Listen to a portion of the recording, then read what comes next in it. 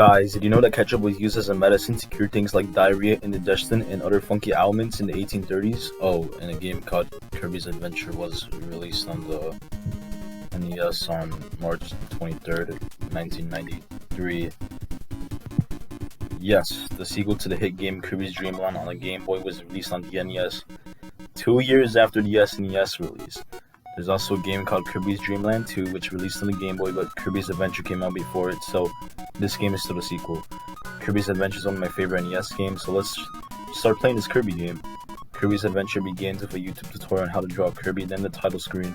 After that, we start in level 1 called Vegetable Valley. Here we see how much this game improves on the first Kirby game. Look at all this stuff. Since this game is on the NES, we get to see all this color. There are multiple stages in each world, so the game doesn't have like 5 stages like the first game. After inhaling an enemy, we can copy their abilities, and this is where Kirby got his copy ability. In the first game, Kirby never had his copy ability, but now he does, and most of the games after this will give Kirby the copy ability. Kirby controls the gray. He has a jump, he can inhale, then spit out enemies or copy their abilities. He can fly and do this little slide. When underwater, Kirby can shoot water, so that's something.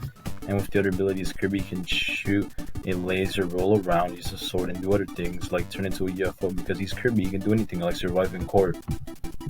And the story in this game is that Kirby wakes up to find there's no more dreams. So Kirby goes to the Fountain of Dreams, which contains the Star Rod, only to find DDD swimming in the fountain. That damn penguin! King DDD broke the Star Rod into pieces and gave it to his buddies, so Kirby goes on a grand big adventure to get all the Star Rod pieces back, so everybody can dream again. Good plot for a Kirby game. Just hope no demon creatures appear at the end. Level 1 Vegetable Valley is the first of 8 levels and has easy stages to start you off so you can learn the controls. At the bottom of the screen we can see Kirby's hit points, the point counter, the ability Kirby currently has, and the amount of lives Kirby has. There are 25 abilities Kirby can have, which is a lot. There's the good ones like the sword, the laser, and the UFO, which is so good that you can only use it on the level you got it in. But there are also some very stinky, useless ones. There's like a light ability which lights up a room, you can already see most stuff. A ball ability where you can roll around. You still take damage from rolling. You can jump higher because Kirby couldn't jump high enough. And finally, the best ability, sleep, where if you use it, you sleep. That's how cool it is. In some of the levels we fight these mid-bosses, or we fight Meta Knight's gang of friends. Throughout the game we see Meta Knight come in and give us an invincible candy. I get to the boss of this level and meet my old friend Wispy Woods. I kill him again and we go to level 2 called Ice Cream Island.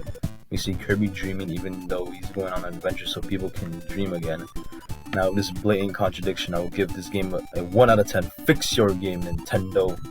First stage in this level has exploding coconuts. Good thing Nintendo always listens to the fans.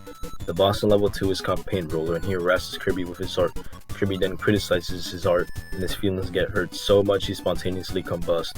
After that, Kirby goes to level 3, Butter Building. As we progress through these stages, we get closer and closer to the top of the building. Though a small point of criticism is that the building isn't made out of butter. I can't believe it's not made out of butter. When we get to the top, we proceed to find Mr. Shine and Mr. Bright. If you want to beat these bosses, it's easy to fight them with a copy ability. Because if you fight them as standard Kirby, it's not going to be so easy. We kill the moon and the sun, then go to a garden. Grape Garden. The garden is in the clouds. Here Kirby travels through the sky, and at the last stage, it's Kraken time. Here we fight Crackle, the same Crackle from Kirby's Dream Land. This is one of the 3 bosses where you're required to have a certain ability to do damage. Here to fight against Crackle, we use the high jump to jump him. After jumping Crackle, we head to Yogurt Yard where we are on the mountains and go inside caves. Here we find Heavy Mo, and if you don't have any abilities, you can only attack him when he decides to shit out drill balls, and Kirby has to spit them out to hit him. And the ground moves as the fight goes on. At least you get a hammer if you swallow the yellow drill balls. And this boss isn't that difficult, it's just annoying when fighting him when you have no abilities.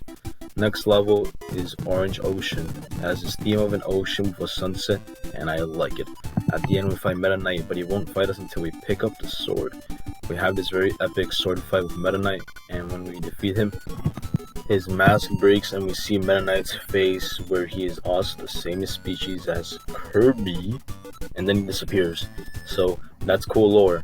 Next is the 7th level called Rainbow Resort, and you may have noticed that all the names of the levels before have names of foods in their titles, so that's cool. Even if rainbow isn't a food, or could be a rainbow cookie. This level has a lot of ice, so that's cool.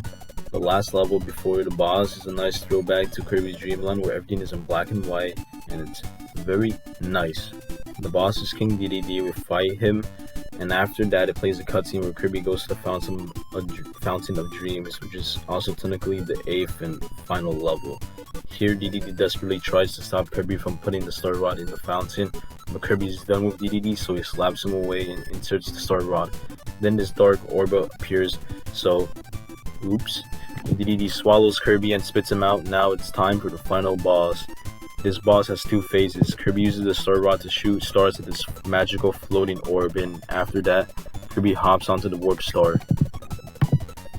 Then the second phase begins where the orb turns into some wizard thing. This thing is called Nightmare and was trying to spread nightmares all across Dreamland. Nightmare isn't too hard. Kirby uses the Star Rod to defeat Nightmare. The Star Rod is like the sword except you can shoot stars. Kirby defeats Nightmare and restores the Star Rod to the fountain. Kirby realizes that DDD only broke the Star Rod to prevent Nightmare from doing evil things, and then it ends. After this game, most Kirby games made DDD into more of an anti-hero guy who just hangs out in Dreamland, and the final boss is just some random demon guy. There are these mini games that you can play throughout the game, and they are pretty fun. One game is based off a crane machine, so you know it's going to be rigged. There's the egg catching game where you have to catch the eggs and avoid the bombs. There's quick draw where you shoot your opponent at the right time in this Wild West setting. There's an arena where you fight the mid bosses in the arena. After you beat the game, there's a boss rush mode. Like Kirby's Dream Land, this game has an extra mode, but the only change is that Kirby only has 3 hit points and you can't save. If you wanted to play this game, you could buy the original NES cartridge, play it on the Virtual Console, Nintendo Switch Online, or you can play the remake of Kirby's Adventure called Kirby Nightmare in Dreamland for the Game Boy Advance, which is also on the Wii U eShop, or 3D Classics Kirby's Adventure on the 3DS eShop. Kirby Nightmare in Dreamland is a full remake with updated graphics and a new mode called Meta Nightmare, which is also the same as Extra Mode, except you play as Meta Knight. That is very, very fun. The 3D Classics Kirby's Adventure is also a remake, except it looks more like the original NES game. It has this 3D effect and it also removes lag and slowdown from the original game, which is very nice. The original is still very good and playable, but there are moments where a lot is on screen, so the game slows down, and if you don't want any slowdown but still want a remake to look faithful to the original, you can play the 3D Classics remake. If you wanted to play the remakes of Kirby's Adventure, you might want to buy them on the eShop before the eShop closes. Well, I'm done talking about Kirby's Adventure. I'm going now, curb on and stuff.